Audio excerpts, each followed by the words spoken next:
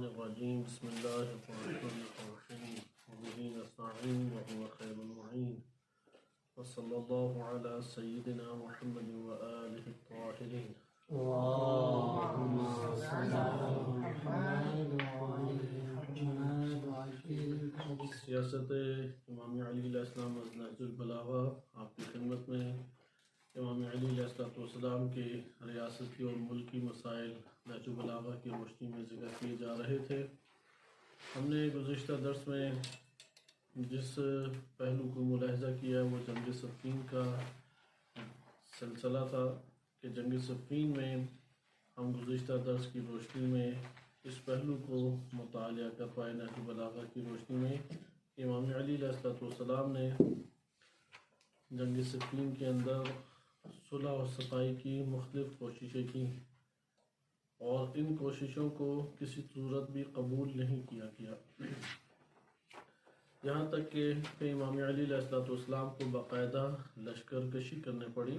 اور اس اثناء میں ہم نے بعض شخصیات کا مطالعہ کیا تھا۔ آج ہم اپنے سلسلہ گفتگو کو انشاءاللہ مزید آگے بڑھاتے ہیں۔ آغاز میں مکتوب نمبر 58 کو مطالعہ کریں گے، کوشش کریں گے کہ جنگ صفین کا آج ایک وسیع حصہ ہم مطالعہ کر لیں اور اختتام کی طرف ہماری یہ بحث جائے۔ اس دوران ہم نے چند ایسے امور کو بھی مطالعہ کیا کہ جس سے ہمارے پاس وہ اصل دشمن شناخت کے طور پہ سامنے آ جاتا ہے کہ جس نے لشکر علوی کو کمزور کیا، یہاں تک کہ یہ قلیل لشکر جو معاویہ بن ابی سفیان کا تھا وہ غلبہ حاصل کر گیا۔ ایک ظاہری دشمن تھا جنگ صفین کے میدان میں کہ جو سب کو نظر آ رہا تھا، وہ لشکر معاویہ بن ابی سفیان ہے، لیکن ایک لشکر جو کہ حقیقی معنی میں لشکر تھا، جس نے امام علی علیہ السلام کے لشکر میں گھس کے پورے لشکر کی جڑوں کو کاٹا، اسے ضعیف اور ناتوان کیا، یہاں تک کہ یہ ظاہری دشمن غلبہ پا گیا۔ اس کو جاننے پہچاننے والے افراد کم تھے اور یہ کئی چیزوں کا شکار لشکر ہوتا گیا، یہاں تک کہ خود لشکر ٹوٹ کے ایک اور دشمن کے طور پہ سامنے آیا، اور اس کے بعد جنگ نہروان شروع ہوئی، جس میں خوارج کی صورت میں ایک طبقہ ہمارے سامنے آشکار ہوا۔ یہ طبقہ معاویہ بن ابی سفیان یا کسی اور گروہ سے نہیں نکلا، شیعان علی علیہ السلام سے نکلا۔ لہذا اس بات کو ہمیں دقت سے دیکھنا چاہیے کہ خوارج جو ہیں وہ شیعان علی علیہ السلام سے نکلے، نہ کہ کسی اور گروہ سے نکلے۔ اور اس دور کے اندر جو رائج دین کے طور پہ چیزیں تھیں وہ اس کو شدت سے اختیار کیے ہوئے تھے، لہذا ماتھوں پہ ان کے بہت بڑے بڑے نشانات تھے، آنسوؤں سے اللہ کی بارگاہ میں رویا کرتے تھے، دعائیں مانگا کرتے تھے، ہر ٹائم ذکر الہی میں رہتے تھے، شریعت کے شدید طور پہ پابند تھے کہ دن کو روزے رکھتے تھے، راتوں کو جاگ جاگ کے گزارتے تھے۔ اسی طریقے سے آج کے دور میں بھی یہ صورتحال ہمیں دکھائی دے سکتی ہے کہ شیعان علی علیہ السلام ہی ہوں، لیکن ان کے سامنے جو دین آشکار ہے اس کو افراطی طور پہ لے لے، ایسے شدت کے دائرے، ایسی شدت کے ساتھ لیں کہ جو اعتدال کا دائرہ ہے اس سے باہر نکل آئیں۔ ممکن ہے ولایت کو وہ، جس طرح اس دور میں قرآن کو ایک بہانہ بنا لیا گیا، آج کے دور میں ولایت کے عنوان سے اٹھ کھڑے ہوں، خود شیعوں ہی کے خلاف ہو جائیں، ان کی تکفیر کریں، ان کے خلاف ایک صف بندی کر لیں، جڑوں کو کاٹنے لگے۔ ان کو پہچاننا آسان نہیں ہے۔ بہرحال جنگ نہروان جب آئے گی تو اس میں ہم علامات اور خصوصیات کو دیکھیں گے تاکہ آج کا معاشرہ تاریخ کے اس آئینے میں ہمارے سامنے آشکار ہو سکے۔ ہم آغاز میں مکتوب نمبر 58 کو پڑھتے ہیں۔ ایک طولانی خطبہ ہے امیر المومنین علیہ السلام کا جنگ صفین کے عنوان سے، کہ اس کو ہم آئندہ کے درس میں کوشش کریں گے مطالعہ کریں، کیونکہ وہ جس قدر طولانی ہے ہمارا پورا درس اسی کے اوپر گزر جائے گا۔ تو کوشش کریں گے جنگ صفین کی اختتام پہ تمام جنگ صفین سے اہم نکات، سیاسی موقف امام علی علیہ السلام کا اور بصیرت کے نکات کو ملاحظہ کرتے ہوئے اس خطبے سے استفادہ کریں۔ اگرچہ ترتیب تو یہ تھی کہ اس خطبے کا پہلے مطالعہ کیا جاتا، لیکن بات طولانی سے طولانی ہو جاتی، لہذا اختصار کی وجہ سے ہم نے اس کو اختتام کے اوپر رکھا ہے کہ انشاءاللہ تعالی ہم اس کو اپنی جگہ پہ دیکھیں گے۔ مکتوب نمبر 58 کو نہج البلاغہ میں آپ ملاحظہ کریں، اس کو ہم پہلے بھی پڑھ چکے ہیں، لیکن اب دوبارہ اس کا مطالعہ کریں، جو آپ کے سامنے ایک منظر کشی گزشتہ دروس میں جنگ صفین کی ہو چکی ہے۔ امام علی علیہ السلام تحریر فرماتے ہیں وَكَانَ بَدْءُ أَمْرِنَا کہ مختلف علاقوں میں ایک مکتوب لکھ کے بھیجا تاکہ صفین کے حالات سے آگاہ کر سکیں، تاکہ جنگ صفین کے حالات سے امام علی علیہ السلام اپنی ریاست کے مختلف لوگوں کو، مختلف علاقے کے بسنے والے افراد کو اس سے آگاہ کر سکیں۔ اور اس میں آپ دیکھیں کیا معیار امام پیش کریں، یہ معیارات سب سے قیمتی ہیں۔ اس پوری تاریخ اور پورے ہمارے اس سلسلہ دروس کا جو خلاصہ ہے اور جو اصل ہدف اور مقصود ہے وہ یہی اہم نکات ہیں کہ جو اصول اور ضابطے کے طور پہ ہمارے سامنے آتے ہیں۔ فرماتے ہیں کہ امام ابتدائی صورتحال یہ تھی کہ ہم اور شام والے آمنے سامنے آئے، اس حالت میں کہ ہمارا اللہ ایک، نبی ایک اور دعوت اسلام ایک تھی، نہ ہم ایمان باللہ اور اس کے رسول کی تصدیق میں ان سے کچھ زیادتی چاہتے تھے اور نہ وہ ہم سے اضافے کے طالب تھے، بالکل اتحاد تھا۔ یعنی وہ مسائل ہیں کہ جن کے اوپر اتحاد ہے امت کے اندر، ان چیزوں کے اوپر آج بھی اتحاد موجود ہے، سوائے اس اختلاف کے جو ہم میں خون عثمان کے بارے میں ہو گیا، اور حقیقت یہ ہے کہ ہم اس سے بالکل بری الذمہ تھے، اور ہم نے ان سے کہا کہ آؤ فتنے کی آگ بجھا کر اور لوگوں کا جوش ٹھنڈا کر کے اس مرض کا ہم وقتی مداوع کریں، جس کا پورا استیصال ابھی نہیں ہو سکتا، یعنی پورا کا پورا آپ جس طرح سے چاہ رہے ہیں وہ فوراً نتیجہ آپ کے ہاتھ میں نہیں ہوگا۔ لہٰذا یہاں تک کہ صورتحال استوار اور ہموار ہو جائے اور سکون اور اطمینان ہو جائے، یعنی جب صورتحال اطمینان کی آ جائے اور معاملات سارے تھم جائیں اور یہ فتنہ گھروں کی تمام اماج گاہوں کو اور ان کی چھپی ہوئی شخصیات کو برملا کر لیا جائے، اس وقت یہ پھر معاملہ کاملاً ہمارے سامنے آ جائے گا کہ خون عثمان کے اس پورے کے پورے معاملے میں جو جو شریک تھا وہ عیاں ہو جائے اور اس کا ہم مثلا محاکمہ کر سکیں، عدالت میں لے جا کے قانونی فیصلہ اس کے ساتھ کر سکیں۔ ہاں وقتی طور پہ جلد بازی میں جو کچھ ہو سکتا ہے بہت نمایاں طور پہ وہ بھی اقدام کیا جا سکتا ہے، لیکن اس اقدام کے اوپر تمام کے تمام مجرمین اور اس کے پیچھے جو سازشی عناصر تھے وہ سامنے فوراً نہیں لائے جا سکتے، کیونکہ فتنہ گر ہر جگہ کے اوپر موجود ہیں اور ان کے لیے دوبارہ سے یہ فضا قائم کرنا آسان ہے۔ اسی لیے معاویہ بن ابی سفیان نے اس شعار کو، انہیں عثمان بن عفان کے شعار کو برملا کیا اور اس کے نام کے اوپر قدم بڑھائے۔ بہرحال امام نے واضح طور پہ بیان کیا کہ ہم یہ نہیں کہتے کہ خون عثمان کا قانونی اور شرعی فیصلہ قاتلین کا نہیں ہونا چاہیے، حتماً ہونا چاہیے، اور ہم نے یہ کہا بھی کہ لوگ اگر جوش ٹھنڈا کریں تو وقتی مداوع ہم کر سکتے ہیں۔ بعض ایسے ہمارے پاس ہیں ذرائع کہ جن کے ذریعے سے کلیدی شخصیات کو پکڑ کے نمایاں کیا جا سکے، اگر زندہ ہیں تو ان کو سزا دی جا سکے، یعنی اگر اس دنیا سے رخصت ہو گئے تب بھی نمایاں ہو جائیں گے۔ اور اگر مکمل طور پہ استیصال چاہتے ہو، مکمل طور پہ چاہتے ہو کہ تمام کا تمام معاملہ سامنے کھل جائے اور تمام کے تمام مجرمین پکڑے جائیں، سازش برملا طور پہ عیاں ہو جائے، تو اس کے لیے راہ ہموار کرنے کی ضرورت ہے اور سکون و اطمینان کے حالات کی اشد ضرورت ہے۔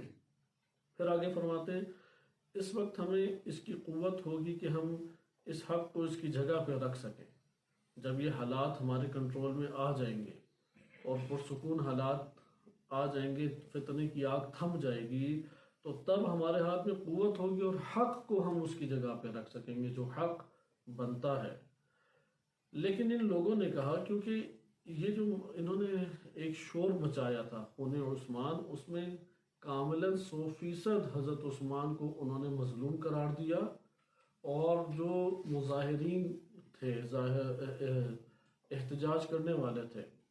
مظاہرہ کرنے والے افراد تھے، ان کو 100% انہوں نے مجرم قرار دیا۔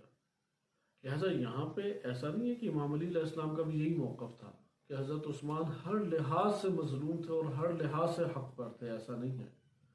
لہٰذا امام علی، یہ پہلے بھی گفتگو چل چکی ہے، امام علی علیہ السلام واضح طور پہ ان کے پاس سیاسی موقف اور سیاسی اقدامات کے اوپر شدید تنقید فرمایا کرتے تھے۔ لہٰذا یہ جو تنقیدی پہلو تھا، اسی کو مد نظر رکھتے ہوئے امام نے یہ فرمایا کہ جب قوت ہمارے ہاتھ میں ہوگی تو ہم حق کو اس کی جگہ پہ رکھیں گے، ٹھیک ہے، قاتلین کو بھی برملا کریں گے، لیکن ساری کے ساری قاتل اور مقتول پورا کا پورا کیس چلنا چاہیے، عدالتی کیس پورا کا پورا فیصلہ سامنے آنا چاہیے، آیا قاتلین کی جو سزا ہے وہ یہی بنتی ہے اور اسی طرح کی بغاوت حق بنتی تھی کہ جیسا معاویہ ابن ابی سفیان جو اس سے پہلے جنگ جمل کو کھڑا کر دیا گیا۔ لہذا یہ یقیناً ایسی کوئی صورتحال نہیں اصولاً و قاعدتاً ہونی چاہیے تھی، یہ بہت واضح سی چیز ہے۔ لیکن امام نے اپنے موقف کو مزید بھی آگے کھول کے بیان کیا، اس لیے امام فرماتے ہیں کہ ہم اس کا علاج جنگ و جدال سے لیکن ان لوگوں نے کہا، یعنی جو باغی حضرات تھے، کہ ہم اس کا علاج جنگ و جدال سے کریں گے، اور جب انہوں نے ہماری بات ماننے سے انکار کر دیا تو جنگ نے اپنے پر پھیلا دیے یا اپنے پیر پھیلا دیے اور جم کر کھڑی ہوگی، یعنی اپنے پیر جو ہیں وہ لمبے کر لیے، انسان کھڑے ہونے کے لیے پھیلاتا ہے نا پاؤں پھیلا دیے، اور وہ پھر اپنے پاؤں کے اوپر جنگ کھڑی ہو گئی اور اس کے شعلے بھڑکنے لگے اور شدت بڑھ گئی۔ اب جب اس نے ہمیں اور انہیں دانتوں سے کاٹا اور اپنے پنجوں میں جکڑ لیا ہے تو وہ اس بات پر اتر آئے ہیں کہ جس کی طرف ہم خود انہیں بلا چکے تھے، یعنی اب وہ آگے ہیں کہ آؤ صلح کریں، آؤ بات چیت سے معاملہ حل کرتے ہیں۔ چنانچہ ہم نے ان کی پیشکش کو مان لیا اور ان کی خواہش کو جلدی سے قبول کر لیا، اس طرح ان پر حجت پورے طور پر واضح ہو گئی اور ان کے لیے کسی عذر کی گنجائش نہ رہی۔ اب ان میں سے جو اپنے عہد پر جمع رہے گا وہ ہوگا جسے اللہ نے ہلاکت سے بچایا، اور جو ہر درمی کرتے ہوئے گمراہی میں دھنستا چلا گیا تو وہ عہد شکن ہوگا جس کے دل پہ اللہ نے مہر لگا دی ہے، اور زمانے کے حوادث اس کے سر پہ منڈلاتے رہیں گے۔ یعنی جس نے عہد شکنی کی، جس نے فتنوں میں ان چیزوں کا ساتھ دیا، وہ خود ہی ان معاملات میں آہستہ آہستہ مزید رسوا ہوگا اور گمراہی کے دھڑے میں اترتا چلا جائے گا۔ جنگ صفین کو آئیں اب ہم دیکھتے ہیں۔ جنگ صفین میں امام علی علیہ السلام نے سب سے پہلے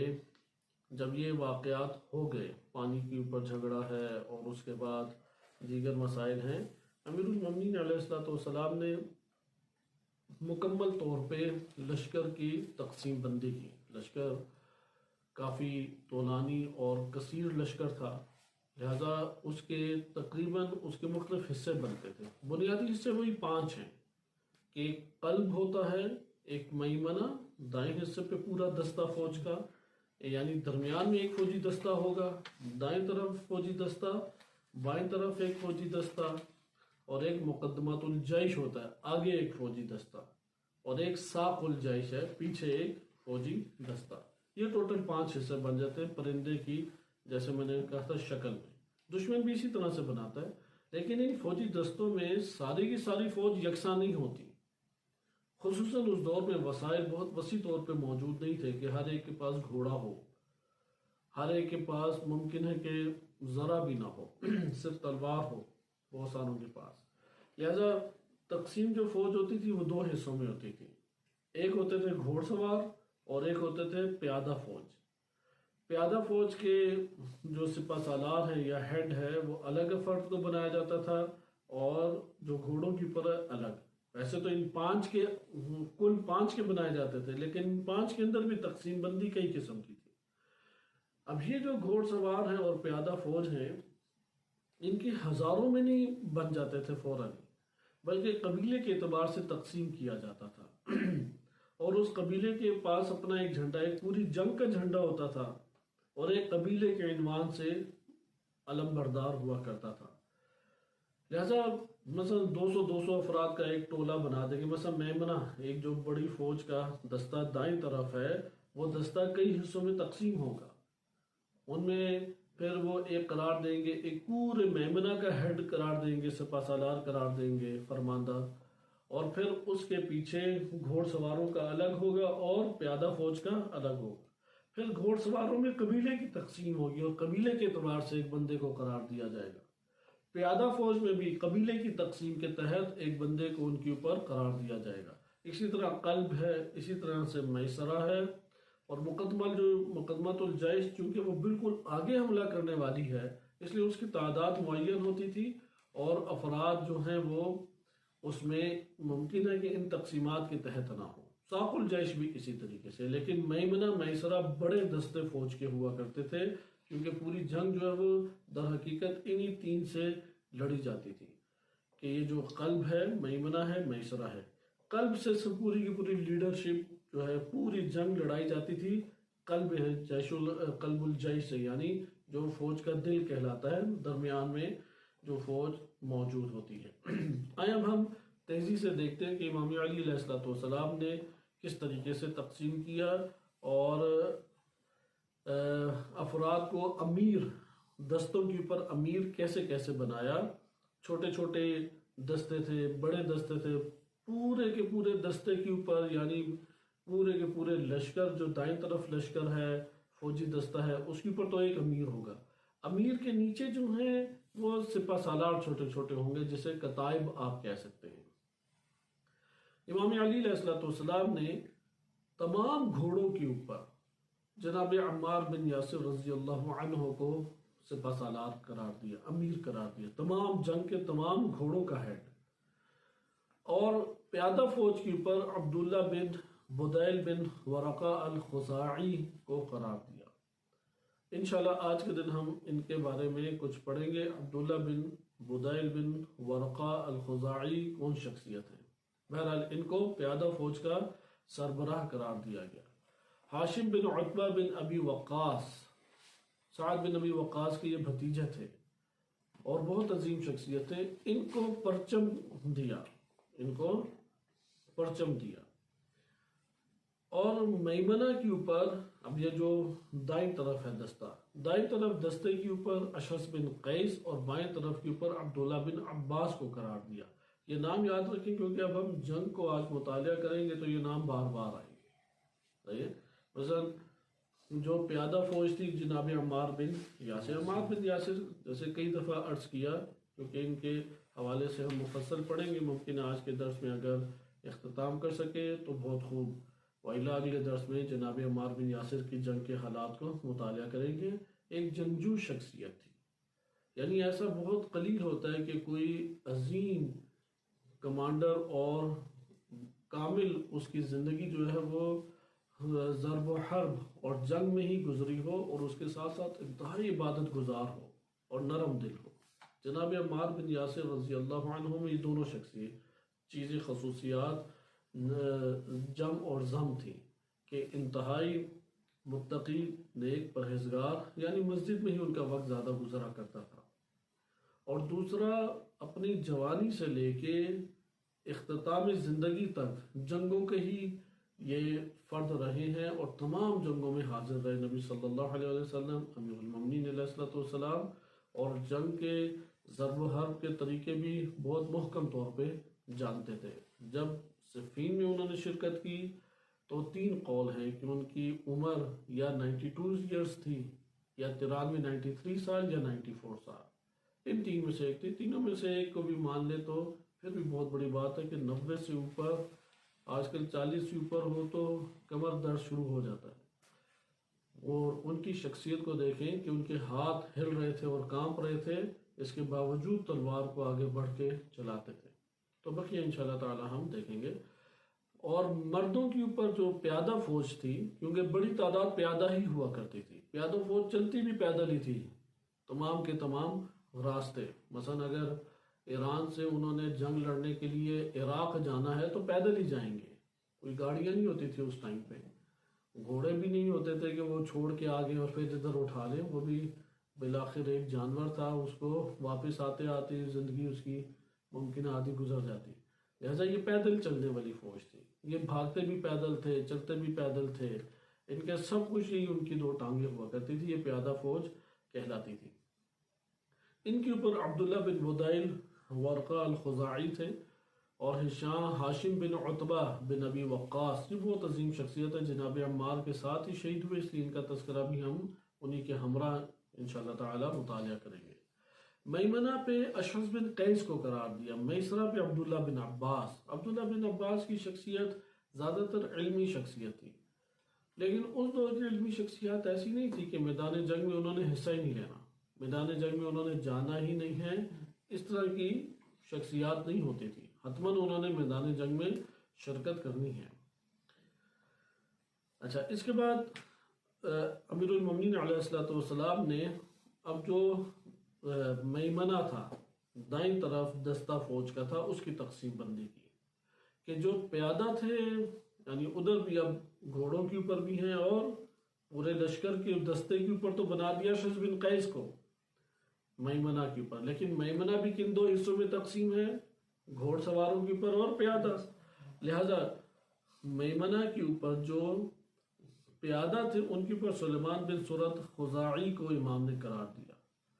اور جو اسی طریقے سے میسرہ تھا، بائیں طرف فوجی دستہ تھا، جس کے اوپر پورے اس فوجی دستے کے سربراہ قرار دیا عبداللہ ابن عباس کو، لیکن وہ بھی پیادہ، اور اسی طریقے سے آپ کہہ لیں کہ پیادہ کے ساتھ ساتھ گھوڑ سوار تھے۔ تو ادھر جو پیادہ افراد تھے ان کے اوپر میسرہ حارث بن مرہ العبدی کو قرار دیا۔ اچھا، جہاں تک دل کی قلب کی بات ہے تو قلب میں انہوں نے کوفہ اور بصرہ کے جو مضر قبیلہ ہے اس کو قرار دیا۔ مضر بہت بڑا قبیلہ شمار ہوتا تھا، اس کی کئی شاخیں پھر آگے نکلیں، کوفہ میں بھی تھی، بصرہ میں بھی تھی، ان کو امام علیہ السلام نے قلب میں قرار دیا، یعنی ان کی تعداد بہت بڑی تھی، حتیٰ کہ روایات میں کنائے کے طور پہ شمار کیا جاتا ہے کہ جتنی مضر اور ربیعہ، یہ دو بڑے قبیلے ہیں، ان کے افراد کی تعداد ہے اتنا تو ہمیں ثواب ملے گا۔ مضر اس قدر بڑی تعداد والا قبیلہ تھا، لہذا ان افراد کو قلب میں امام علیہ السلام نے قرار دیا۔ اچھا، اسی طریقے سے پھر اب قبائل کے اعتبار سے آپ تقسیم دیکھیں کہ یہ تو آپ نے دیکھا کہ پیادہ فوج ہے اور گھوڑ سوار ہے۔ امام علیہ السلام نے اب قبیلوں کو جب شروع کیا تو یمن کے افراد کو زیادہ تر رکھا میمنہ میں، اور جو ربیعہ قبیلے سے تعلق رکھتے تھے ان کی بقیہ تعداد، کیونکہ قلب میں تو مضر آ گئے، کیونکہ میں نے عرض کیا نا دو بڑے یہ قبیلے تھے جن کی کئی شاخیں تھیں، مضر اور ربیعہ۔ قلب میں قبیلہ مضر کو قرار دیا، اور بائیں طرف جو دستہ بنایا تھا فوج کا اس میں قبیلہ ربیعہ کو قرار دیا۔ اصل میں یہ جو تین نام ہیں اس کی قیمت اس وجہ سے ہے کہ زیادہ تر جو فوجی اور عسکری افراد آتے تھے وہ انہی جگہوں سے تھے، یا بصرہ سے آتے تھے، یا یمن سے آتے تھے، یا کوفہ تھا، اور یہ جو تین علاقے ہیں یہ قبیلے کے اعتبار سے تقسیم در تقسیم تھے۔ خصوصاً بعض قبیلے تو اتنے بڑے تھے کہ ان کی ایک شاخ کوفہ میں ہوتی تھی، اور ان کو کہتے ہی تھے مثلا مضر کوفہ، کوفہ کے ایک قبیلے مضر کے، اور ایک بصرہ کے قبیلے مضر ہیں بالفرض۔ لہذا ان قبائل کی شناخت کے علاوہ، یعنی شناخت کے لیے ہمیں جداگانہ طور پہ مطالعات کرنے چاہیے، کہ اس کی فرصت ہمیں نہیں مل سکی کہ ہم اس وقت جو اسلامی ریاست تھی وہ قبائل کی صورت میں کسی بھی شہر یا کسی بھی علاقے میں زندگی بسر کرتی تھی، ان قبیلوں کا ایک تعارف ہونا چاہیے، ان کے نظام اور ان کے سسٹم کا ایک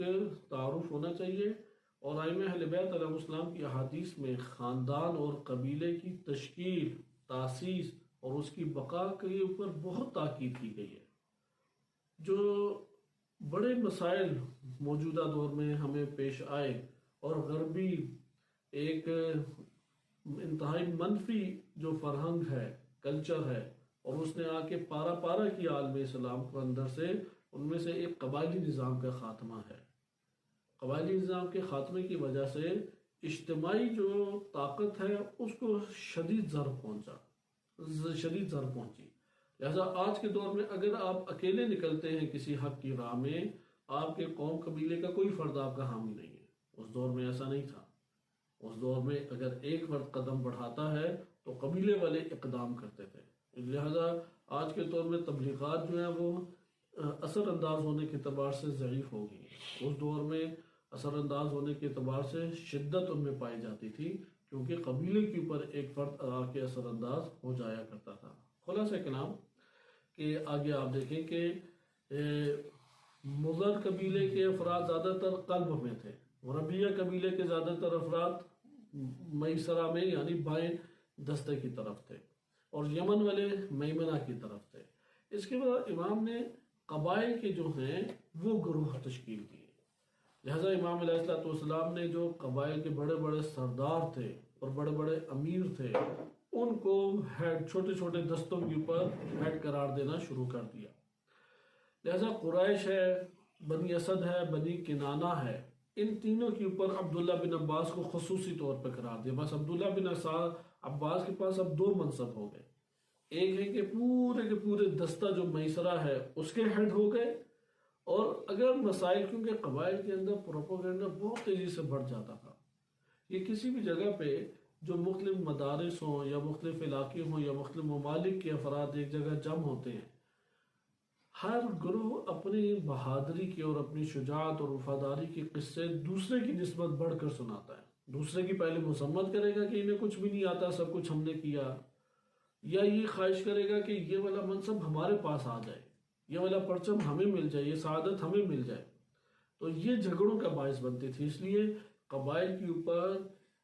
شخصیات کو بہت زیرکی کے ساتھ قرار دینا پڑتا تھا۔ آپ ایک عام بندے کو نہیں اوپر قرار دے سکتے تھے، لہذا ایسا فرد جس کو قبیلے والے مانتے ہوں۔ اسی لیے انشاءاللہ ابھی یہ ہم پڑھیں گے کہ عدی بن حاتم کا جھگڑا ہو گیا اپنے قبیلے میں ایک اور سردار کے ساتھ، تو وہاں پہ جھگڑا بڑھتا گیا، یہاں تک کہ امام علی علیہ السلام کے پاس وہ جھگڑا آ گیا۔ امیر المومنین علیہ الصلوۃ والسلام نے پھر ادھر قبیلے والے جو دستہ بنا ہوا تھا، فوجی دستہ، انہوں نے کہا کہ کس کے تم طرفدار ہو؟ انہوں نے کہا ہم عدی بن حاتم کو چاہتے ہیں۔ دوسرے سردار نے کہا کہ ان لوگوں سے آپ یہ پوچھیں کہ اپنے اوپر اس ٹائم کس کو سربراہ چاہتے ہیں؟ تو امام نے یہی سوال ان سے کیا، انہوں نے کہا ہم عدی بن حاتم کو چاہتے ہیں۔ تو پھر امام نے عدی بن حاتم کو ان کے اوپر سربراہ یا امیر قرار دیا۔ لہذا آپ نے یہ حکمت سمجھی کہ جو بڑے بڑے قبائل تھے ان کے اوپر آپ کو نمایاں ایک شخصیت معین کرنے پڑے گی۔ یہ والا جو مسئلہ ہے جو آپ کی خدمت میں ڈسکس کیا جا رہا ہے کہ قبائل کے اندر کے مسائل کو کسی نامور شخصیت کے ماتحت قرار دیا جائے، یہ حکمت عملی آج بھی اسی طریقے سے جاری ہے۔ آج بھی دنیا بھر میں،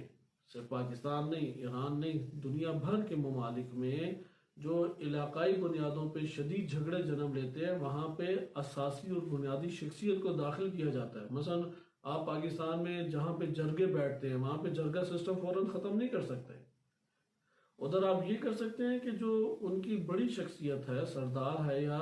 جو ان کی نمایاں شخصیت ہے، آپ اس کو کسی طریقے سے ذہن سازی کریں، اس کو حق کی طرف لے کے آئیں، ورنہ وہ اپنے طور طریقوں کے مطابق فیصلے کرتے ہیں، اور رجوع انہی کی طرف کریں گے، نہ عدالتوں کی طرف، نہ دین اسلام کی طرف،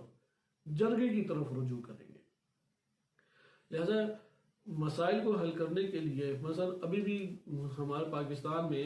گورنمنٹ نے اگر کوئی ایسے اقدامات کرنے ہوں تو وہ جرگے کے ساتھ باقاعدہ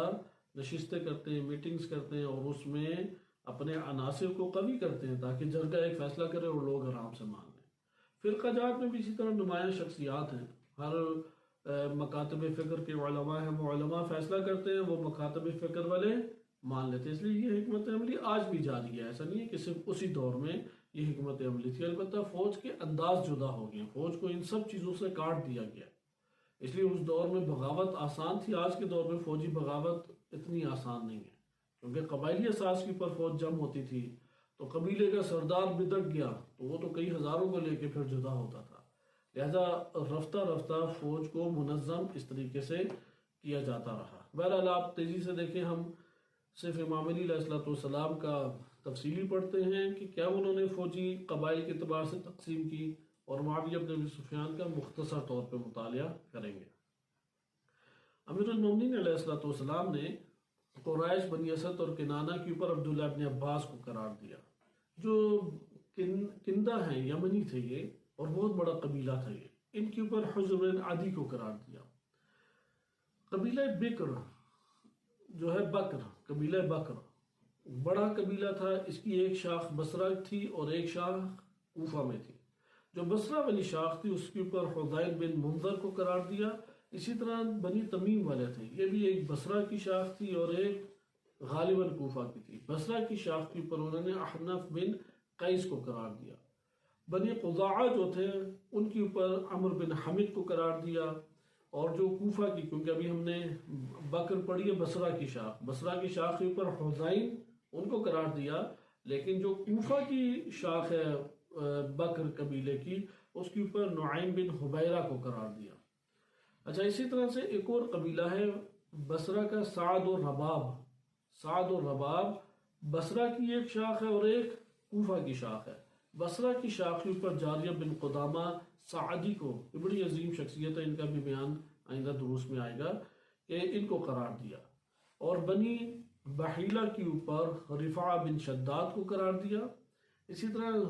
زہل قبیلہ ہے، اس کی جو کوفہ کی شاخ ہے اس کے اوپر یزید بن رویب الشیبانی کو قرار دیا۔ اور عمر اور حنزلہ بصرہ کے ایک اور قبیلے، یہ بڑے بڑے قبیلے ہیں اس لیے ان کی شاخیں ہیں۔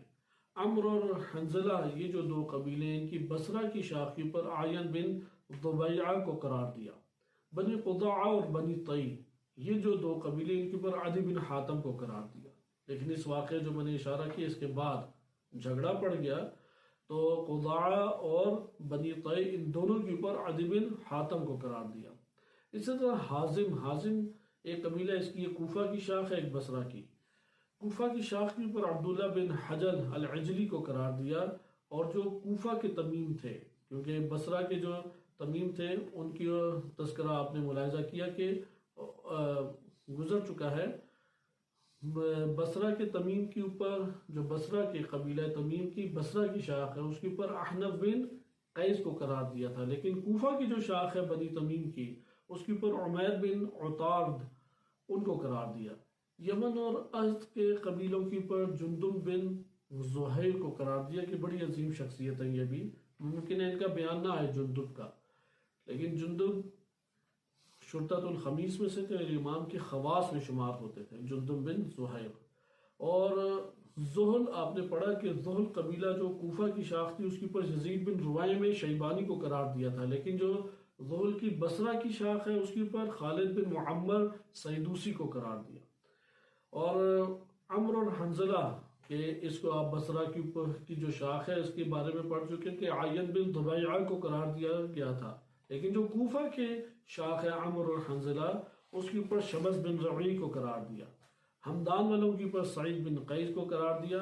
حاضل کوفہ کی جو کوفہ میں حاضل قبیلہ کی شاخ تھی اس میں آپ نے ابھی پڑھا عبداللہ بن حجل کو قرار دیا، لیکن بصرہ کی جو شاخ ہے اس کے اوپر حریث بن جابر حنفی کو قرار دیا گیا تھا۔ اسی طرح سے سعد اور رباب جو بصرہ کی شاخ ہے اس کے اوپر طفیل ابا سریمہ کو قرار دیا، اور مزہج کے اوپر جناب مالک اشتر کو قرار دیا۔ اور عبد القیس قبیلہ ہے جو کوفہ کی شاخ ہے اس میں صعصع بن سوحان کو قرار دیا، اور قیس کوفہ کے اوپر عبداللہ بن طفیل بقائی کو قرار دیا۔ یہ دو الگ الگ ہیں، ایک ہے عبداللہ بن قیس اور ایک ہے قیس، یہ دو الگ قبیلے ہیں۔ عبداللہ جو قیس ہے، عبداللہ بن جو ہمارے پاس عبد القیس کے عنوان سے آ رہی ہے قبیلہ، اس کے اوپر صعصع بن سوحان ہے، لیکن جو خالی قبیلہ قیس ہے اس کے اوپر عبداللہ بن طفیل بقائی کو قرار دیا۔ اور عبد القیس کی جو عبد القیس ایک کوفی ہے اور عبد القیس ایک بصری ہیں۔ جو عبد القیس کوفی ہیں ان کے اوپر جو امام علیہ الصلوۃ والسلام نے قرار دیا تھا صعصع بن سوحان کو، لیکن عبد القیس بصری ان کے اوپر امام علیہ الصلوۃ والسلام نے حارث بن نوفل ہاشمی کو قرار دیا۔ اسی طرح بصرہ کے جو قیس تھے ان کے اوپر امیر المومنین علیہ الصلوۃ والسلام نے قبیصہ بن شداد ہلالی کو قرار دیا، اور آخری جو بنتا ہے وہ لفیف من القواسی ہیں۔ ان کے لیے امیر المومنین علیہ الصلوۃ والسلام نے جن کو قرار دیا ان کا نام ہے قاسم بن حنظلہ جوہنی۔ یہ ہمارے پاس ایک بیان تھا جو آپ نے مطالعہ کیا، اور امیر المومنین علیہ الصلوۃ والسلام کے آپ نے حاکموں کو یا عمرا امیر جو قرار دیے گئے جنگ میں ان کو آپ نے ملاحظہ کیا۔ آئیں اب ہم اس سے آگے دیکھتے ہیں کہ معاویہ بن ابی سفیان کی طرف کس طریقے سے تقسیم تھی، کیونکہ یہ جو ہمارے پاس بنیادی اور اساسی افراد موجود تھے ان کے نام ہمیں جنگ کو سمجھنے کے لیے بہت ضروری ہے کہ ہم انہیں جان لیں۔ جہاں تک معاویہ بن ابی سفیان کا تعلق ہے تو اس نے پورے کے پورے گھوڑوں کے جو لشکر ہیں، گھوڑوں کے لشکر کے اوپر عبید اللہ بن عمر بن خطاب کو قرار دیا کہ آج ان کا تذکرہ آپ کے سامنے انشاءاللہ العزیز ابھی آئے گا۔ اور جو پیادہ فوج تھی یعنی گھوڑ سواروں کے ہیڈ بنایا خلیفہ دوم کے بیٹے عبید اللہ کو۔ عبید اللہ بڑے بیٹے تھے عبداللہ ابن عمر سے۔ اور پیادہ فوج کے اوپر مسلم بن عقبہ کو قرار دیا۔ میمنہ کے اوپر بنایا عبداللہ بن عمر بن عاص کے بیٹے کو، اور میسرہ کے اوپر حبیب بن مسلمہ کو بنایا۔ ابھی حبیب بن مسلمہ کا ہم انشاءاللہ تعالی آغاز میں ہی مکالمہ پڑھتے ہیں امیر المومنین علیہ السلام کے ساتھ۔ حبیب بن مسلمہ اہل سنت انہیں صحابی کا درجہ دیتے ہیں، اور امیر المومنین علیہ السلام کی شدید مخالف یہ شخص تھا حبیب بن مسلمہ۔ حبیب بن مسلمہ فہری کو بنایا۔ جھنڈا جو ہے وہ عبد الرحمن بن خالد بن ولید کے بیٹے کو جھنڈا دیا گیا۔ اور اہل دمشق اور قلب جو درمیان میں تھا، جو دمشق کا بالخصوص لشکر تھا، اور قلب جو معاویہ کے قلب کا لشکر قلب تھا، اس کے اوپر ضحاک بن قیس فہری کو بنایا۔ یہ ضحاک بن قیس ان کا نام بار بار آئے گا کہ یہ ان دہشت گردوں میں سے تھے کہ معاویہ نے امام علی علیہ السلام کے علاقوں میں دہشت گردی کے لیے اسے بھیجا۔ اور پھر اسی طریقے سے بقیہ کی تفصیل ہے کہ وہ ہم اس طولانی تفصیل کو ترک کرتے ہیں کہ اس کا کوئی خاص نتیجہ نہیں ہے۔ امام علی علیہ السلام کے ہم پڑھنا چاہتے تھے کہ ان کی پوری فوج کی تقسیم کیسی ہوئی اور ان کے اساسی بندے کون کون سے تھے۔ اس کے علاوہ ایک اور قول بھی یہ ہے کہ امام علی علیہ السلام نے میمنہ کے اوپر، کیونکہ ابھی تک ہم جو پڑھ چکے ہیں میمنہ پورے فوجی دستے کا ہیڈ کسے بنایا تھا؟ اشعث بن قیس کو۔ لیکن ایک قول یہ ہے کہ عبداللہ بن بدیل بن ورقہ خزاعی اس کو بنایا تھا، اور میسرہ پہ وہی عبداللہ ابن عباس کو بنایا۔ اور اہل کوفہ کے پورے گھوڑوں کا سردار جناب مالک اشتر کو قرار دیا، اور اہل بصرہ کے گھوڑوں کے اوپر جو امیر قرار دیا وہ سہل بن حنیف کو قرار دیا۔ پیادہ جو کوفی پیادہ تھے سارے ان کے اوپر قرار دیا جناب عمار بن یاسر رضی اللہ عنہ کو، اور جو اہل بصرہ کی پیادہ فوج تھی ان کے اوپر قیس بن سعد بن عبادہ کے اوپر۔ اور جو مصر سے آئے ہوئے تھے صفین میں، مصر کو ابھی تک ہم نے نہیں مطالعہ کیا، ان کے اوپر قرار دیا تھا ہاشم بن عتبہ اور ان کے بیٹے کو۔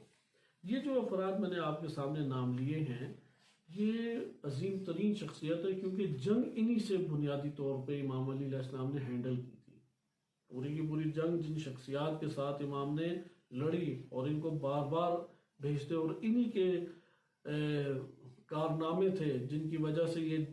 اپنے دستوں کو بھی لڑاتے تھے اور خود بھی جیدار طریقے سے آگے بڑھ کے لڑتے تھے۔ میں دوبارہ یہ نام آپ کی خدمت میں لے لوں، جن میں سے پہلے ہیں وہی جناب مالک اشتر، دوسرے ہیں سہل بن حنیف کہ جن کو اہل بصرہ کے گھوڑ سواروں کے اوپر امام نے امیر بنایا، تیسرے ہیں عمار یاسر پورے اہل کوفہ کے جو پیادہ فوج تھی اس کے اوپر امیر قرار دیا، چوتھے ہیں قیس بن سعد بن عبادہ، بہت عظیم شخصیت ہیں، ان کو پورے اہل بصرہ کے پیادہ فوج کے اوپر امام نے امیر قرار دیا۔ مصر سے جو آئے ہوئے تھے ہاشم بن عتبہ بن ابی وقاص رضی اللہ عنہ، ان کو قرار دیا۔ اور ہمارے پاس ایک پانچویں ہیں اہل بصرہ کی قاریوں کی ایک جماعت آئی ہوئی تھی، قراء کی جماعت، یہ بھی بہت دلچسپ چیز ہے۔ قراء کی جو جماعت تھی یعنی جیسے مجتہدین کی جماعت، طلاب کی جماعت، ایک تھی قراء اس دور میں کہتے تھے کہ جو قرآن کریم کے حافظ بھی ہوتے تھے اور تعلیم دیا کرتے تھے باقاعدہ، صحیح حافظ بھی تھے اور قرآن کی تعلیم لوگوں کو دیا کرتے تھے، البتہ اس دور میں پیسے نہیں دیا کرتے تھے قرآن کے، یہ ذہن نشین رکھ لیں کہ اس دور میں وہ اللہ کی رضا کے لیے یہ کام کرتے تھے، قرآن سے ایک مانوس تھے، ان کو ایک قلبی لگاؤ تھا، تو اس لیے وہ آیات کو اس طور پہ یا اپنی صلاحیت کو فروخت کر کے پیسے لینا نہیں چاہتے تھے۔ ان کے اوپر جو اہل کوفہ سے آئے ہوئے تھے ان کے اوپر عبداللہ بن بدیل کو قرار دیا اور عمار یاسر کو قرار دیا، ان کا جو ہیڈ قرار دیا، یعنی ان کے سارے مسائل کو وہ ڈیل کریں گے۔ یہ ہمارے پاس تھا کہ جو وقعۃ الصفین میں تشریح اور تفصیل وارد ہوئی۔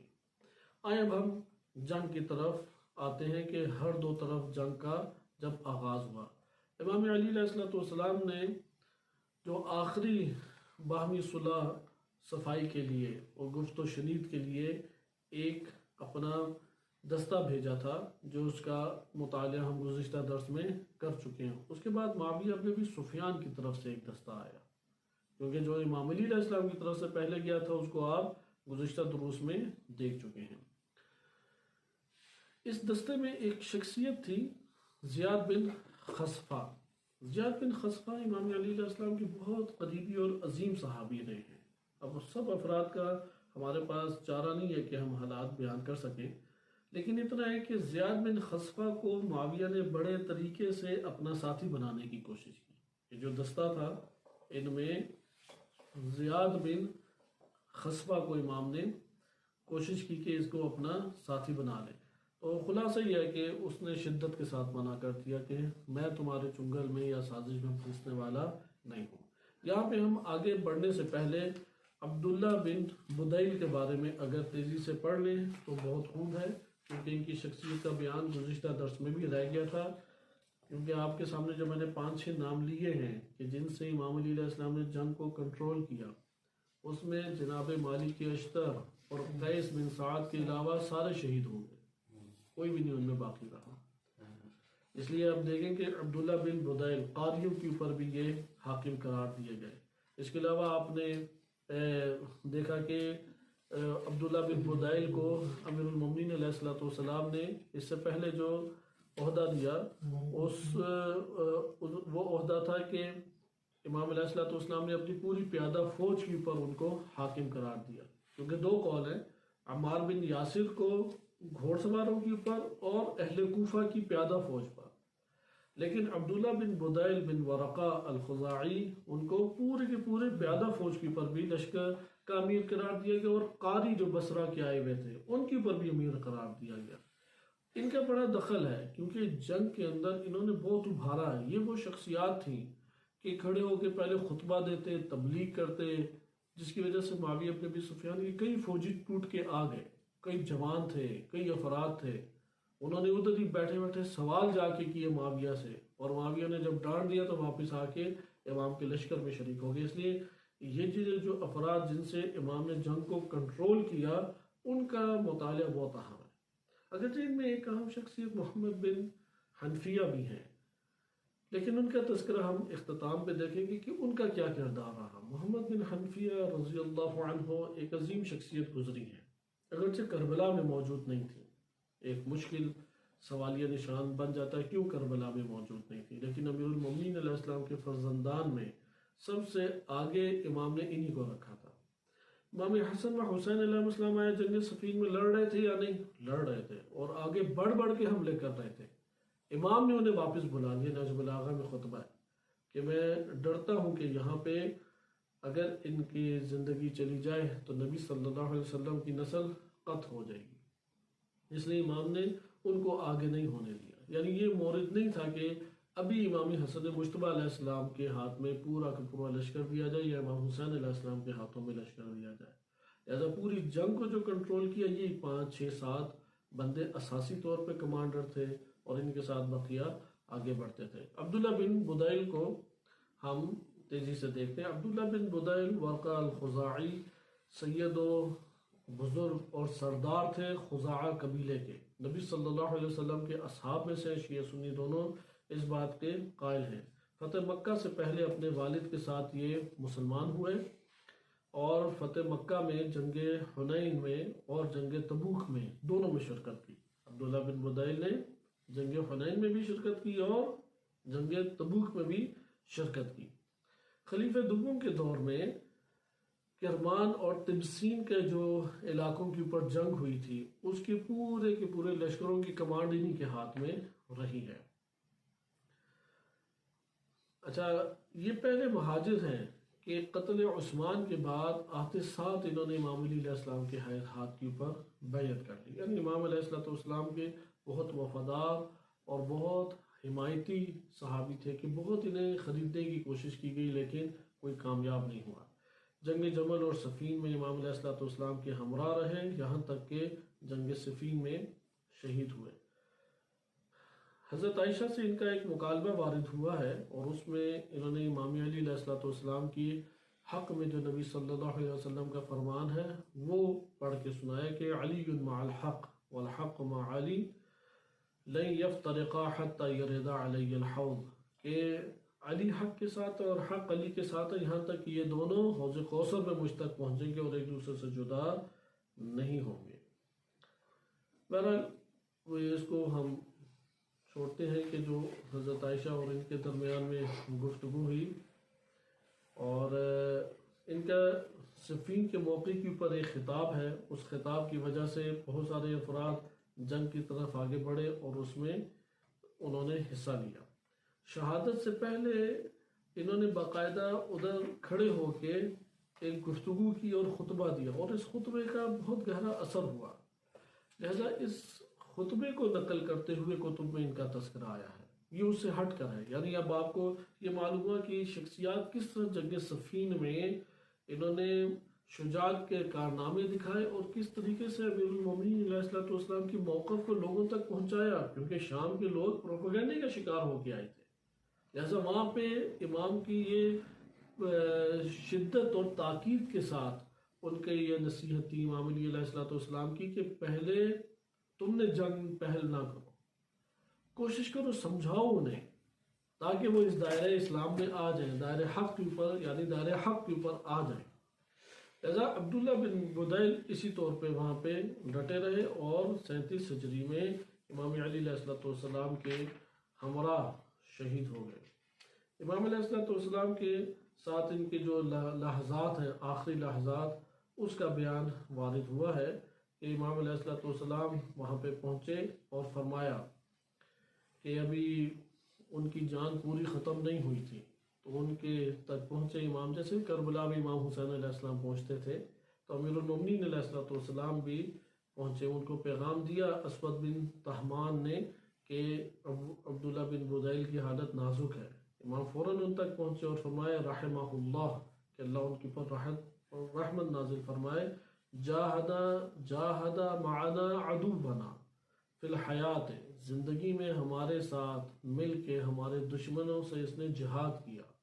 وَنَصَحَ لَنَا فِي الْوَفَاتِ، اور وفات میں بھی ہمارے لیے اس نے کامل نصیحت کی کہ نصیحت کرتے ہوئے اس دنیا سے کیا اور اپنے عمل سے تاریخ رقم کر گیا کہ وہ ہمارے ہمراہ تھا، یعنی ہمارے خیر خواہ تھا۔ امام علیہ السلام کو بہت شدید دکھ اور افسوس ہوا، عبداللہ بن بدیل کی شہادت کے اوپر امام بہت غمگین ہوئے اور ان کی وفات کے اوپر امام نے یہ فرمایا تھا کہ این اخوانی این رکب الطریق ومضوا علی الحق، یہ وہی جو آپ پہلے پڑھ چکے ہیں کہ امام کے خطبے کا حصہ ہے کہ این العمار این الطیحان این ذو الشہادتین، تو ان کی طرف امام کا یہ اشارہ تھا کہ این نظراؤہم، ان سے مراد کون ہے؟ عبداللہ بن بدیل، ہاشم بن عتبہ، عمار کا تو انہوں نے نام لیا، یہ وہ شخصیات ہیں کہ عبداللہ بن بدیل کا شمار ان بڑی شخصیات میں ہوتا تھا کہ جن کو امام جناب عمار، جناب مالک اور اس طرح کی شخصیات کے ردیف میں رکھا کرتے تھے۔ اب ہم جنگ صفین کے درمیان میں آتے ہیں کہ معاویہ نے ایک وفد بھیجا امیر المومنین علیہ السلام کے ہمراہ، وہ واقعہ آپ اس کے دوران دیکھ چکے ہیں، عدی بن حاتم اور عائز بن قیس کا علم برداری پہ ایک جھگڑا ہوا، اس کو آپ نے ملاحظہ کیا۔ امام علی علیہ السلام کے پاس جب معاویہ نے بھیجا وفد تو اس میں یہ حبیب بن مسلمہ اور ضحاک اور اس طرح کے چند افراد کو بھیجا اور امام علیہ السلام نے انتہائی سختی کے ساتھ ان دونوں کو ڈانٹا، خصوصاً حبیب بن مسلمہ کو انتہائی سختی سے ڈانٹا کہ تمہارا اس جنگ سے کیا واسطہ اور کیا رابطہ ہے، جو تم نے ہمارے خلاف جو کر لو، اور سخت الفاظ بیان کیے کہ ہم اس حصے کو چھوڑتے ہیں کہ اس نے آتے ساتھ کہا امام علیہ السلام کو کہ آپ قاتلان عثمان کو ہمارے حوالے کرتے ہوئے معاویہ ابن ابی سفیان والی زبان بولی، جس سے امام علیہ السلام غضبناک اس کے اوپر شدید ہوئے۔ اس کے بعد ضحاک بولا، اس نے کہا کہ اگر کوئی اور بات ہے تو کہیں میں تو اپنے ساتھی والی بات ہی کہوں گا۔ تو امام نے پھر اس کو الگ سے ایک اور بات بیان کی اور شرجیل، ضحاک نے شرجیل کو بیان کیا، کیونکہ حبیب بن مسلمہ کو امام نے گفتگو ہی نہیں کرنے دی۔ 3-4 افراد کا ایک وفد چھوٹا سا معاویہ نے بھی بعد میں بھیجا تھا۔ تو جب یہ حبیب بن مسلمہ آیا کہ اہل سنت اسے صحابی شمار کرتے اور 1-2 حدیثیں بھی اس سے نقل کرتے ہیں، تو امیر المومنین علیہ السلام نے فرمایا کہ تیری ماں مرے، تیرا اس خلافت اور اس کی دستبرداری سے کیا تعلق ہے؟ خاموش رہ، یعنی چپ ہو جا ادھر سے، کیونکہ تو اس کا اہل نہیں ہے، اور یہاں سے تو چلے جا۔ تو حبیب نے اس پر کہا کہ مجھے وہ راستہ آپ بتائیں جو آپ خود چھوڑنا پسند نہیں کرتے، یعنی آپ وہ راستہ بتا دیں جسے خود چھوڑنا پسند نہیں کرتے، یعنی جنگ کی دعوت آپ دے دیں مجھے۔ امام نے فرمایا تم کیا کر سکتے ہو، تم جتنے گھوڑ سواروں کو اکٹھا کر سکتے ہو کر لو، پیادہ فوج کو لے آؤ، اللہ کی ذات تجھ کو باقی نہ رکھے، اور اگرچہ میرے پاس حقیر اور برے لوگ جمع ہو جائیں تو تب بھی وہ بہتر ہے، جاؤ جو تم بہتر سمجھتے ہو وہ کام کرو۔ یعنی امام نے اسے جھگڑ دیا۔ یہ تبری سے میں پڑھ رہا ہوں، وَإِلَّا یہ وقعت صفین میں اور دیگر کتب میں بھی آیا ہے، اور ابتدائی اس کے کلمات انتہائی شدید اور سخت ہیں۔ اس کی وجہ خود اس کی شخصیت تھی، اس شخصیت کی وجہ سے، کیونکہ پورے کے پورے دستے کا امیر معاویہ نے اس کو بنایا تھا، اتنا معتمد تھا یہ معاویہ کے۔ تو ادھر شرجیل بن سمت بھی موجود تھا، تو اس نے کہا میں بھی وہی بات کروں گا کہ جو میرے اس ساتھی نے کی ہے، تو اگر آپ کے پاس اس کے علاوہ کوئی اور بات ہے تو وہ بیان فرمائیں۔ تو امام علیہ السلام نے پھر کہا کہ میرے پاس اور باتیں بھی ہیں، اور کہا کہ وہاں پہ پھر امام علیہ السلام نے ایک چھوٹا سا خطبہ دیا کہ نبی صلی اللہ علیہ وسلم کو اللہ نے حق دے کے بھیجا اور گمراہی سے لوگوں کو نکالا رسول اللہ کے ذریعے سے، اور ہلاکت اخروی سے بچایا۔ یہ جو امام کا اب کلام ہے یہ قیمتی کلام ہے، اس میں امام علیہ السلام اپنا موقف بیان کرتے ہیں، اور یہ تبری سے میں آپ کے سامنے پڑھ رہا ہوں۔ دیکھیں کس طریقے سے امام کا موقف ہمارے سامنے آتا ہے۔ درمیان سے پڑھوں گا، سارا کا سارا آپ کی خدمت میں نہیں پڑھا جا سکتا، وقت کم ہے ہمارے پاس۔ کہ پھر آگے امام ذکر کرتے ہیں کہ جب حضرت صلی اللہ علیہ وسلم نے اللہ کے احکام لوگوں کو مکمل طور پر پہنچا دیے تو اللہ نے آپ کو اپنے پاس بلا لیا، پھر لوگوں نے حضرت ابو بکر کو خلیفہ چن لیا، اللہ نے نہیں بنایا، لوگوں نے چن لیا، اور پھر حضرت ابو بکر نے حضرت عمر کو خلیفہ بنایا۔ یہ دونوں حضرات نیک سیرت تھے، یعنی بقیہ خلفاء کی نسبت نیک سیرت تھے، انہوں نے لوگوں کے ساتھ عدل و انصاف سے کام لیا، لیکن ہم یہ سمجھتے ہیں، امام نے فوراً یہ کہا، یہ دو باتیں کہے کہ نیک سیرت اور عدل و انصاف سے کام لیا، فوراً فرمایا ہم یہ سمجھتے ہیں کہ یہ دونوں ہم پر زبردستی خلیفہ بن گئے تھے۔ یعنی وہی گفتگو جو عمر بن عبدالعزیز کے بارے میں آپ کے سامنے کی گئی کہ آپ کیونکہ دشمن کے یا مخالف، کیونکہ امت اسلامیہ کے اندر تو مخالف ہو سکتا ہے، دشمن تو امت اسلامیہ کا وہی ہے کہ جو پوری امت کا دشمن ہے۔ ہمارے پاس جب یہ مورد آتا ہے، مورد اختلاف و مورد نزاع جب بھی آتا ہے، تو وہاں پہ اول اختلاف کو شائستہ طریقے سے دلائل کی زبان میں بیان کرنے میں عیب نہیں ہے۔ نمبر 2، ہمیشہ مخالف کی یا دشمن شناسی کہہ لیں یا مخالف کی شناخت کے لیے اگر اس کی صلاحیتوں کا صحیح آپ تعین نہیں کریں گے، آپ کبھی بھی اس کے مقابلے میں اپنا دفاع نہیں کر سکتے۔ حتیٰ آج کے دور میں، حتیٰ گلی محلے کے اندر جو عام ہمارے کمپٹیشن بن جاتے ہیں، اگر آپ دشمن کی صحیح صلاحیت کا تعین نہیں کر پائیں گے کیا آپ اس کا مقابلہ کر سکتے ہیں؟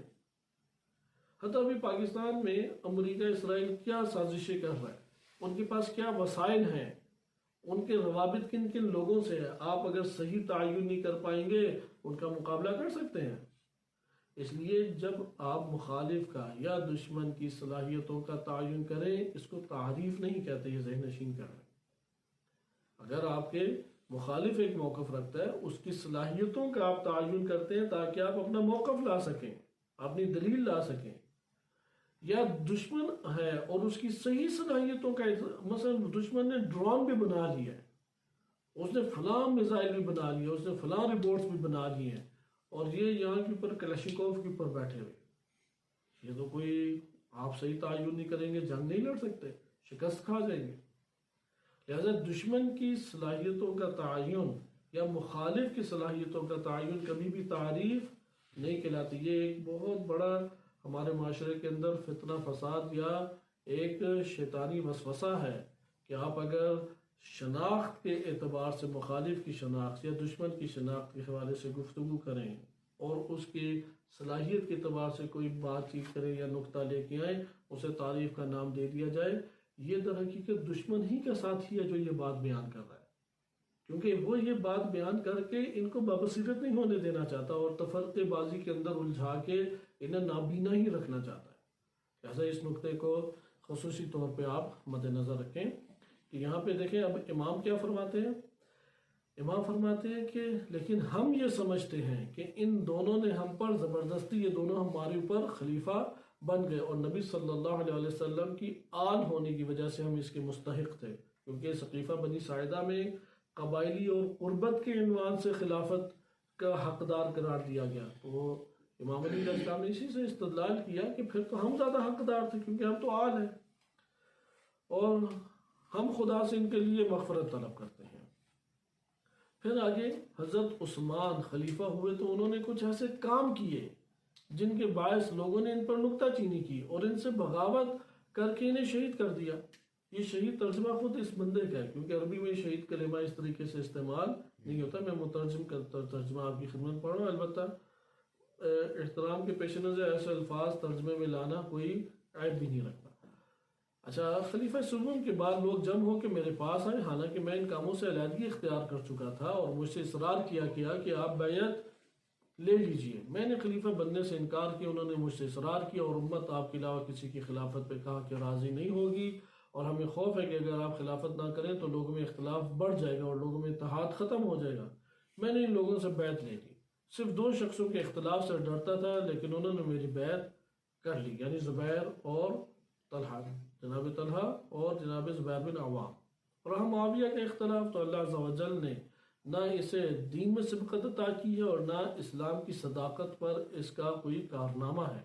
بلکہ یہ ان لوگوں میں سے ہے جنہیں امان دے کر چھوڑ دیا گیا، یعنی طلقاء میں سے ہے،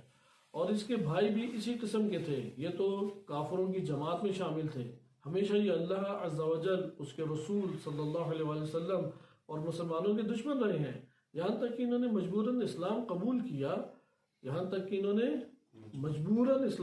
کیا، یہ تبری کے کلمات ہیں، اہم کلمات ہیں، کیونکہ نہج البلاغہ میں بھی اسی طرح ہے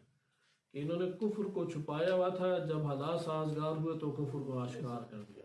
زبردستی اسلام انہوں نے قبول کیا۔ تم نے ان سے اتفاق کر کے اور ان کی اطاعت کر کے انہیں غرور میں مبتلا کر دیا ہے۔ تم ان لوگوں کو اپنے نبی صلی اللہ علیہ وسلم کے اہل بیت کے مقابلے پر لائے، حالانکہ اہل بیت سے اختلاف کسی صورت مناسب نہیں ہے۔ تم لوگوں میں سے کسی شخص کو ان کے برابر،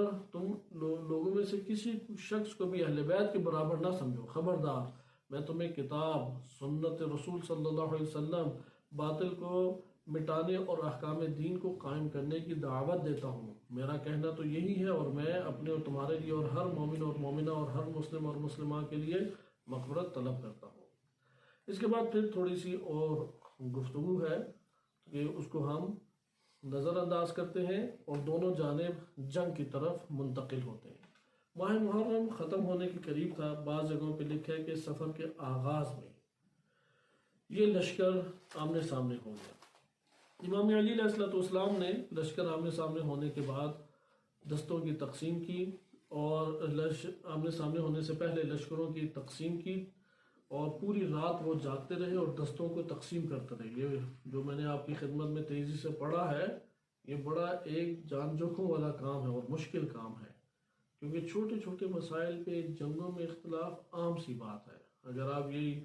واقعات پڑھیں جنگی حالات کے، تو یہ امر آپ کے سامنے فوراً آشکار ہو جائے گا، کیونکہ ایک بندے نے جان داؤ پہ لگانی ہے تو وہ ایک اطمینان اپنے ساتھیوں کے اعتبار سے حاصل کرنا چاہتا ہے، وَإِلَّا افراد آگے نہیں بڑھتے۔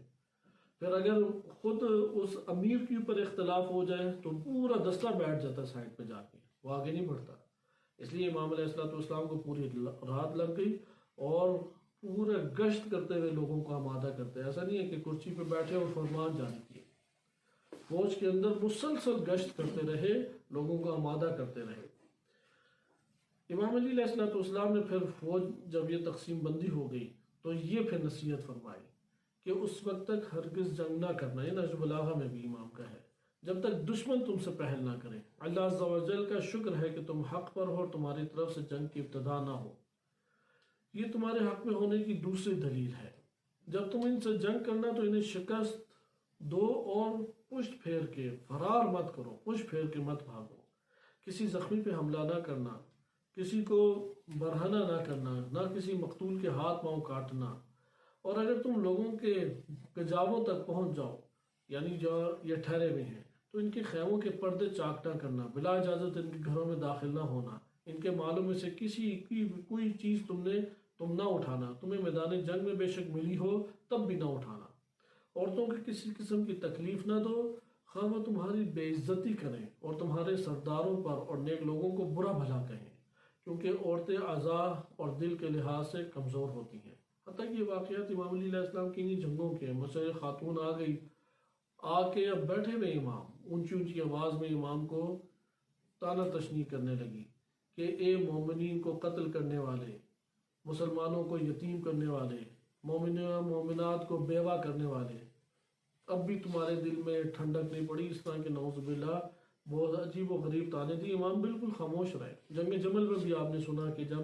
عائشہ ام المومنین جہاں ٹھہری ہوئی تھیں وہاں پہ داخل ہوئے تو ایک خاتون نے فوراً امام کی توہین شروع کر دی، اور اس توہین کی وجہ سے امام غضبناک ہوئے لیکن زبان سے کچھ نہیں بولے، یعنی اثرات امام کی رنگت متغیر ہونے لگ گئی لیکن زبان سے اس کا مقابلہ نہیں کیا۔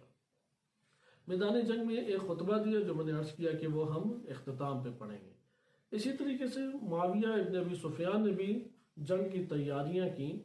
اور جو تقسیم آپ دیکھ چکے ہیں اس کے ساتھ جنگ ہوئی۔ اب جب جنگ کی ابتدا ہوئی تو دونوں طرف سے اب روز دن با دن ہوتے تھے۔ پہلے روز جناب مالک اشتر رضی اللہ عنہ وہ میدان جنگ میں آئے، اور شامیوں کی طرف سے حبیب بن مسلمہ یہ شخص سامنے آیا،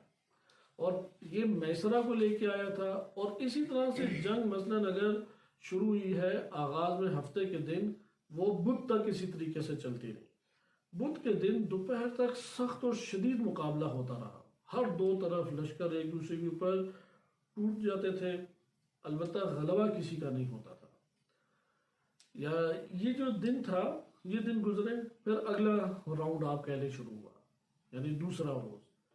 ہاشم بن عتبہ وہ سواروں کو لے کے آئے اور بہترین پیدل فوج کا ایک بڑا دستہ لے کے میدان میں اترے، اور شامیوں کی طرف سے ابو العور سلمی، ابو العور کو بعض اہل سنت نے صحابی قرار دیا جبکہ یہ حقیقت میں صحابی نہیں ہے۔ معاویہ بن ابی سفیان کا انتہائی معتمد یہ شخص تھا۔ وہ آیا اور دونوں لشکروں میں انتہائی سخت جنگ ہوئی، اور گھوڑ سواروں کے اوپر یہ ایک دوسرے پہ چڑھ جاتے، بندہ بندے کے اوپر ایک قسم کا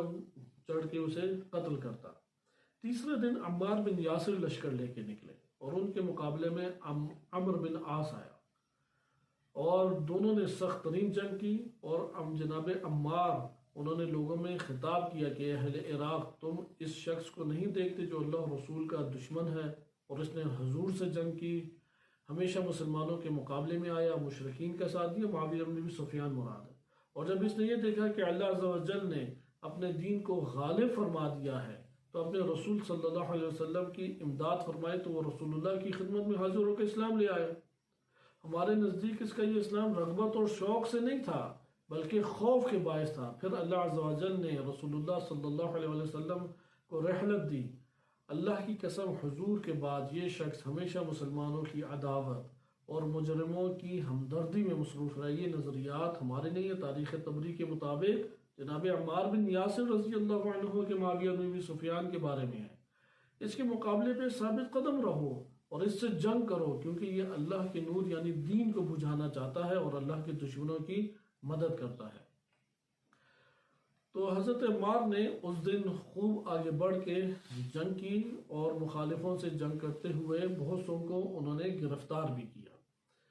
اور امام علی علیہ السلام کی جو پیدل فوج کے ساتھ ایک سخت حملہ کیا، یہاں تک کہ عمر بن عاص کی فوج کو پیچھے تک دھکیل دیا، جو جناب عمار بن یاسر کا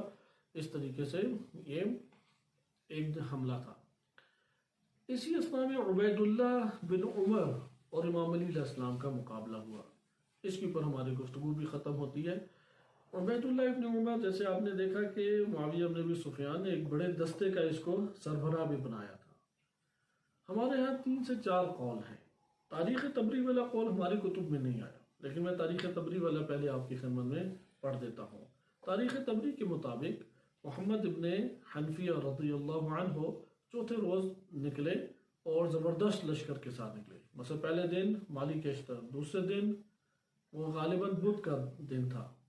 اس سے اگلے دن ہاشم بن عتبہ، تیسرے دن عمار بن یاسر، چوتھے دن محمد بن حنفیہ نکلے، لشکر لے کے نکلے، اور لشکر کے مقابلے میں عبید اللہ ابن عمر آیا، ایک بڑا لشکر لے کے آئے۔ آتے ساتھ محمد بن حنفیہ کو مقابلے کی دعوت دی، یہ تبری کے مطابق میں آپ کی خدمت میں عرض کر رہا ہوں۔ امام علی علیہ السلام کی دونوں پہ جب نگاہ پڑی تو امام نے فرمایا کہ یہ کون ہے؟ تو کہا کہ عبداللہ ابن عمر ہے۔ امام نے اپنی سواری کو فوراً حرکت دی اور محمد ابن حنفیہ کو روک دیا اور آگے بڑھ کے مقابلے کے لیے للکارا۔ وہاں پہ عبید اللہ بن عمر کہتے ہیں جیسے ہوائیاں اڑ گئی۔ مترجم میں ادھر بریکٹ لگائی ہے کیونکہ اب وہ یہ والی باتیں مترجم ہمیشہ انہی کی طرفدار دکھائی دیتا ہے، یہ جو تاریخ تبری چھپی ہوئی ہے، تو بریکٹ میں لگایا کہ غالباً حضرت علی کے شرف اور فضل کی وجہ سے وہ آگے بڑھ کے جنگ نہیں کرنا چاہ رہے تھے۔ شرف اور فضل کا انہوں نے لشکر میں تو معاویہ کے جاتے ہوئے کوئی خیال نہیں رکھا، اور اب جب میدان میں آگے آگے تو ان کی توجہ ہے کہ اب شاید شرف اور فضل کی وجہ سے، اور حقیقت یہ ہے کہ اپنی جان بچانے اور گردن بدن پہ قائم رکھنے کے لیے وہ وہاں سے فرار کر گئے۔ تو عبید اللہ ابن عمر نے واضح طور پہ انکار کر دیا اور میدان سے اسی طرح سے واپس لوٹ آئے۔ محمد ابن حنفیہ نے پوچھا کہ آپ نے مجھے کیوں نہیں جانے دیا؟ تو امام نے فرمایا کہ اگر تم جاتے تو مجھے یقین تھا کہ تم قتل ہو جاتے، اور میں نہیں چاہتا تھا کہ وہ تمہیں قتل کرے۔ تو امام علیہ محمد بن حنفیہ نے کہا آپ کیوں اس فاسق کے مقابلے پر گئے؟ اور یہ بھی تاریخ تبری میں لکھا عبید اللہ ابن عمر اس فاسق کے مقابلے میں آپ کیوں گئے؟ اور پھر اپنی نیت بتائی۔ ابن حنفیہ رضی اللہ عنہ کہتے ہیں اللہ کی قسم اگر اس کا باپ بھی آپ کو مقابلے کی دعوت دیتا تو تب بھی میں جا کے مقابلہ کرتا، یعنی اگر خلیفہ دوم بھی آتے اور وہ مقابلے کی دعوت دیتے میں جا کے لڑتا۔ تو امام علیہ السلام نے ادھر فرمایا تبری میں جیسا کہ مذکور ہے کہ اس کے باپ کے بارے میں بھلائی کے علاوہ کوئی بات نہ کہو۔ پھر دونوں لشکر جدا ہو گئے اور اپنے اپنے مورچوں پر چلے گئے۔ اب آپ آئیں کتب تشیع اور وقعات الصفین میں، بعض جگہوں پہ آئے کہ جناب مالک اشتر آئے اور مالک اشتر نے لڑائی کی، اور لڑائی کرتے ہوئے اس کے جو ہے پیٹ، اس کے اوپر لوہے کا ایک سخت وار لگ گیا جس کی وجہ سے وہاں پہ یہ قتل ہو گیا۔ بعض کہتے ہیں ہاشم بن عتبہ بن ابی وقاص وہ آگے بڑھے اور انہوں نے جب لڑائی کی اور اس کو بچھاڑ لیا تو یہ اس کی سانسیں چل رہی تھی، زخم اس کو گہرا لگا پیٹ کے اوپر، تو وہاں پہ اس نے سینے کے اوپر دانتوں سے نوچ لیا، کیونکہ بقیہ نے اس نے بلایا، بقیہ نے حملہ کر دیا، حملہ کیا تو اب دیگر ادھر سے بھی آگے ہاشم بن عتبہ کی طرف سے بھی، تو ہاشم بن عتبہ اب مقابلہ ساتھ ساتھ کر رہے ہیں، تو وہاں پہ جب مارنے کے لیے آتے تو یہ آگے بڑھ کے نوچ لیتا، ایک طرف ایک حصہ نوچا، پھر دوسری طرف اپنے پورے دانت گھاڑ دیا اور لہو لہان ان کے جسم کو کر دیا، اور ادھر سے پھر لشکر آ جاتا، اس لشکر کو پھر دور کیا اور ان سے لڑائی کی، تو پھر جو ان کے ساتھ ایک بندہ اور تھا انہوں نے پکڑے نیزے اور دونوں اس کے اوپر وجود کے اوپر گاڑ دیے، اور اس طرح سے عبید اللہ بن عمر کا اس میدان میں خاتمہ ہوا۔ اس کے بعد ولی بن عقبہ کا ابن عباس سے ہوا۔ 5ویں روز جناب عبداللہ بن عباس نکلے لشکر لے کے، اور مقابلے میں کون آیا؟ ولید بن